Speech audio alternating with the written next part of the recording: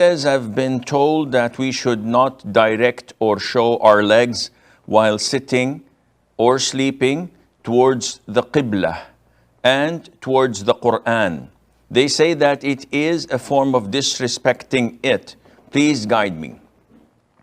Jilani, as Muslims, and particularly as people from Ahlus Sunnati wal Jama'ah, the Aqidah of our Prophet alayhi salatu wasalam, of the great companions, may Allah be pleased with them, of the Tabi'een and of those who followed the Tabi'een. May Allah have mercy upon them all. Our Aqidah states that stating something to be good or bad, to be beautiful or ugly, is not dependent on our logic or our own taste, as they say. Because this is the methodology and the aqidah of Al-Mu'tazila, which is a deviant sect in Islam, one of the 73 sects that the Prophet has warned us from, sallallahu alaihi wasallam. Muslims believe that stating this is good or bad is dependent on what the Quran says. It's dependent on what the Prophet ﷺ had taught us.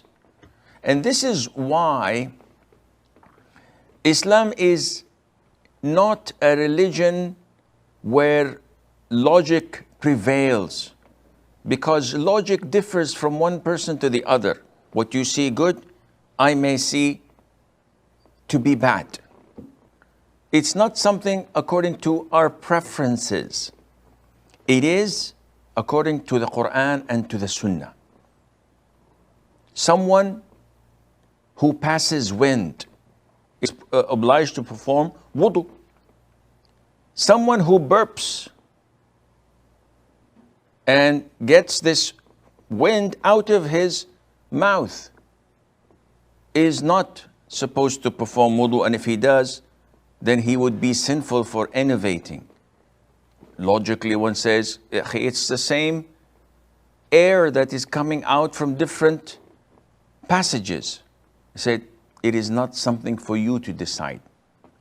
It is according to the Quran and to the Sunnah. Islam is a religion of cleanliness.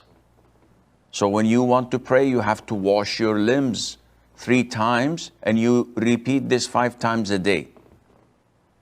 Washing your body almost 15 times a day is, by all means and standards, is something that is clean and beautiful.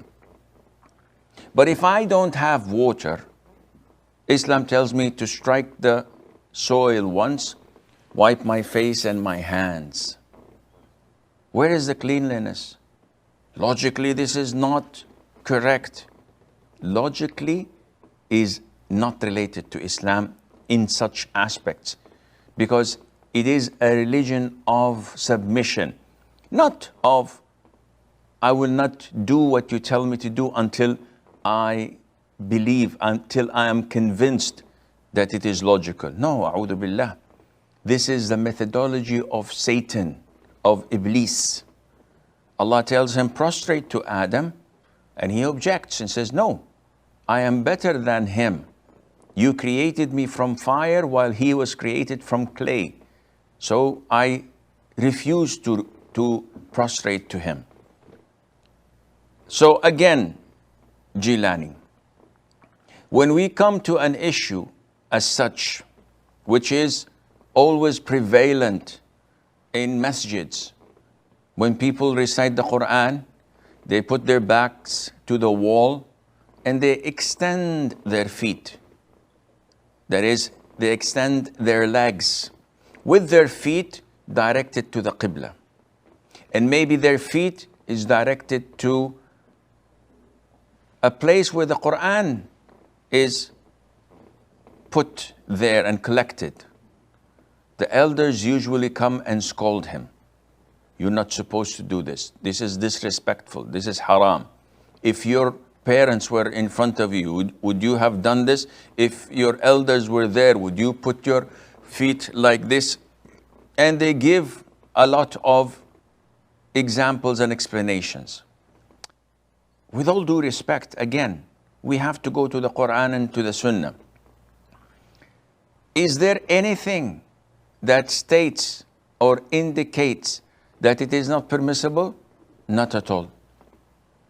Is there anything that insinuates that it is not recommended, it's disliked, it's makruh? Not at all.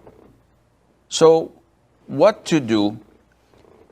Generally speaking, if you're sleeping, the sunnah is to sleep on your right hand side while facing the Qibla. But if you don't do that and you decide to sleep with your feet towards the Qibla, this is totally permissible. Because in order for me to say that this is disliked, in this case, I have to provide the evidence from the Quran and the Sunnah. Stating that it is simply disrespectful or that you would not have done the same thing with your parents is not an evidence. There are so many things I would not do in front of my parents, which I would probably do elsewhere. For example, if I am going around the Kaaba, the sunnah is to leave the Kaaba to my left, not to face it. So if my father is speaking to me and I give him my side and I don't face him, this is disrespectful. You cannot have this analogy and put it together and claim that this is respectful, this is disrespectful, because the sunnah tells us that it is prohibited to face or to give your back to the Qibla while answering the call of nature. Full stop. It did not come in other forms to tell us that, well, you're not supposed to do so and so and so and so, facing or giving you back to the Qibla as well. Only in answering the call of nature, whether you're urinating or defecating. It did not come to us and say, well, if you pass wind, you must not be facing the Qibla or giving you back to it. So if someone wanted to pass wind and then he redirects himself, again, this is an innovation, because you're inventing something in Islam which is not part of it. So people should expand the way they think and broaden their way of deciding whether it is halal or haram, so that it fits like a glove with what the Quran and the Sunnah tell us, instead of inventing things and coming up with things that are baseless, and Allah Azza wa Jalla knows best.